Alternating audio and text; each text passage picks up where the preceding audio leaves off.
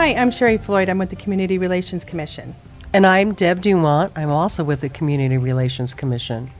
And our mission is to promote ways in which the community provides and safeguards equal opportunities for all.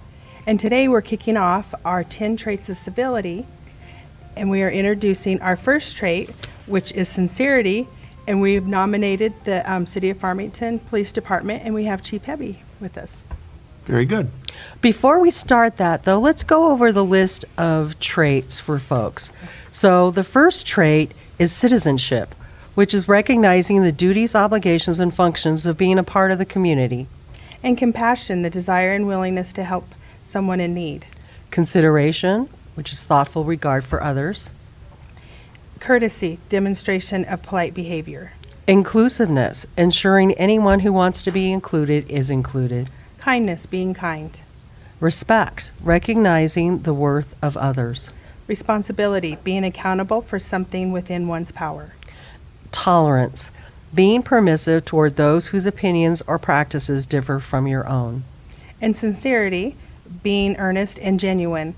And we've nominated the City of Farmington Police Department because we feel that they are sincere and genuine whenever they're dealing with people in the public, and they treat everybody with dignity and respect. So Chief Hebby, tell us today how you think your department works with the community and how they're sincere with folks every day. Well, first, thank you for the nomination, and it actually means a lot to us. I think it's important, whether it's at the chief level or down to the officer level, that our employees come across as genuine to our citizens. That we're, really at our core, we're trying to do the best that we can to help people. But if that doesn't come through when we're having interactions, then it certainly is a harder road for us then to convince people that we're partners with them. And really, at the end of the day, that is my view of it. We are partners at the police department with our community in creating a safe and vibrant community that people want to live in, that people feel safe moving about and coming and visiting. With our employees, it really, I think it goes to a lot of the things that we do.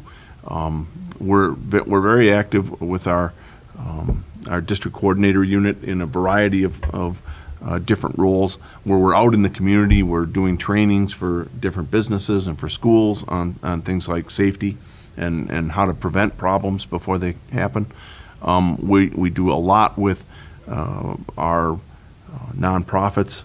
We've been hosting a nonprofit summit for the last year, where we bring in a bunch of nonprofits that we work with and kind of facilitate helping them all to know what each does in the community and how we can make a bigger impact. And then at my level, it's more explaining to people what the police are doing and why we did something. And that can be a difficult thing when it has been an event that didn't go all that well or is controversial. And the police do things like that, unfortunately, fairly regularly.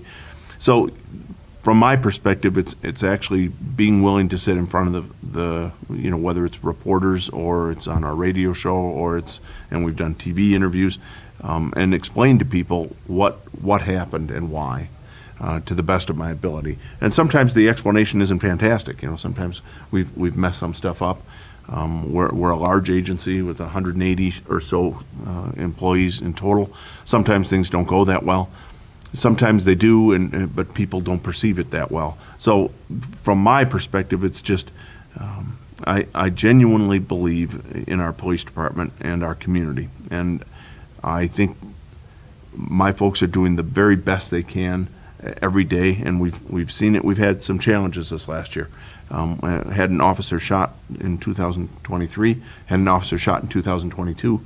That was the first time in 30 years. So these have been more stressful days for the police department and policing in New Mexico in general. This last weekend during the Super Bowl, an officer was killed on Las Cruces.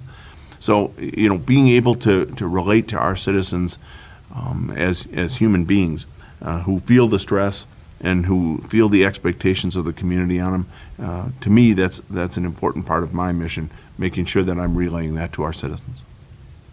So how do you deal with folks who don't feel that your department or your folks are actually being sincere with them? How do you address that? That's a good one. There's lots of conspiracy theories in the world today. People are quick to jump to those. I think for me, and as the face of the department, it's been a 10-year journey with the community where I'm out there in good times and in bad, explaining what we did and why we did it, and then the public having a chance to see that what I said was true. Sometimes you have to believe at the moment, but eventually you're going to see, is the chief telling the truth or not? When all the facts come out on whatever particular incident. So it's more just being there every day. To me, that's genuine. Is you're the same guy every day. You're the same department every day, and I think that our folks do an excellent job of being out there. We continue to deliver consistent performance. It was a rough year for us, no doubt about it. But again, my belief as far as sincerity and genuineness goes, May 15th was a real gut check day for us, and you saw 5 officers scramble together and put their life on the line and go counter a threat that was hurting citizens in our community. And I thought, those are the moments right there where you learn about people and you learn about the department. And we've seen failures in this area and in other jurisdictions, around the country, and those failures really get played up when the department doesn't react like it should in critical moments. But I really thought that our officers stepped up. And then the relationships you saw with like the sheriff's office and some of the other departments that came to that same event and scrambled and worked hard with us to make sure that our community was as safe as possible, as fast as possible. To me, those are just gut check moments. And it's one thing to say, I'm sincere, but it's another thing in those moments to see how employees react under stress. And I thought they did just an outstanding job in just a terrible set of circumstances. They did. Yes. And how long have you lived in the Farmington area? So I came here almost to the day 10 years ago. I retired in Anchorage on February 18th of 2014, and I drove down from Anchorage here, and I took over as chief on March 6th of 2014. So almost a decade now. Well, happy early Farmington anniversary. Yes, thank you. I hear there's a big party or something. Yeah, you're going to have a huge party. Just part of it. So, there's a sincerity coming through, right? Well, I don't have any more questions for you, Chief. I think that your department does a great job, and any of my encounters, which have been few and far between, thank goodness, they have always been sincere. So, but you sat on our community, CPAC, our Citizen Police Advisory Yes. Commission, for many years, even before I came. Yes. You were a fixture on that, and so you got to see the department up close and I hear some of did. the complaints and see some of the investigations and see the I way we did. approached it. What were some of your thoughts on your Well, time? I think that the development of the community policing program was a really great thing. And having the police department, I think part of that sincerity that goes along with everything that the police department does is actually, relating to the community on a personal level. And I know that there's always, some people who are a little guarded about that, but I think, when you deal with them at that level, people really get to know that, yes, this person cares about me, they care about safety, they care about our community. So I think that's one of the things that I think I've noticed and I observed about the department. So. And Sherry, you've been with the CRC for quite a while now, and we did some things pre-COVID. All of a sudden, that's several years ago now, where we were hosting like community forums. We talked about immigration right around an election year. It was a hot topic, Very and hot topic. CRC helped us to organize that. We had another one on mental health, which is a continuing topic here in San Juan County. What's been your observation from CRC's perspective of how the department has connected with the community? I think those forums have been really beneficial to the community. It shows the community a different side, a more approachable side sometimes, where they can have an open discussion and ask questions about things that are in the community.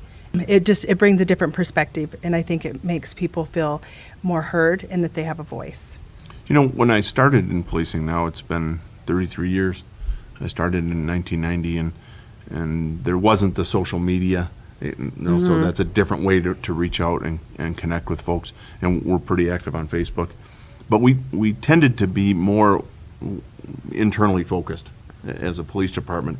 You know, it was our job to protect the public and figure out how to do it. We really didn't interact a ton with citizens, and that during my decade really has changed. So I brought that same kind of mentality when I took over, but then we got into the Ferguson riots, and we got into George Floyd, and we lived through the pandemic, and so we've had some real challenges that to me has necessitated a much more frank dialogue with people.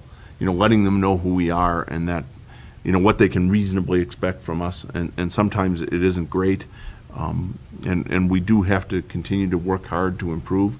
But in this community in particular, where we depend so much on folks coming in from outside our community, it fuels so much of our economy here.